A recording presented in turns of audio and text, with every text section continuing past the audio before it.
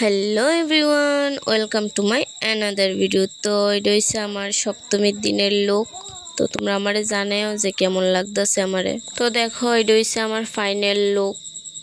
কেমন লাগতেছে কমেন্টে জানাইতে ভুললো না। তো দেখো তারপরে আমরা বাইরে গেছি গা। তো আয়া পড়ছি আমরা এখানে। দেখো এটা কোন জায়গা, কেউ কি চিন্তা পারছো? পারলে কমেন্টে জানায়ও।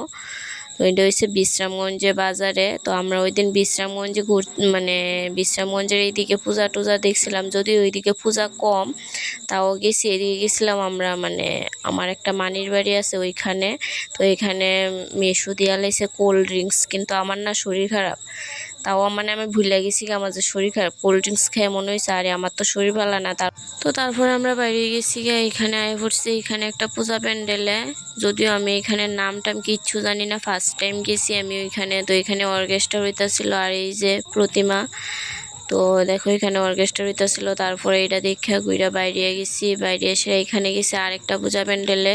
মাঝখানে আরও অনেক জায়গায় ঘোরাঘুরি করছি, প্লাস খাওয়া দাওয়া তো আসলো। এইসব কিচ্ছু আমি ভিডিও ক্লিপ নিছি না, কারণ পূজার সময় আমার শরীরটা মানে খুবই খারাপ আছিল। জ্বর, সর্দি, কাশি সব মিলে মানে খুব একটা বেহাল অবস্থা।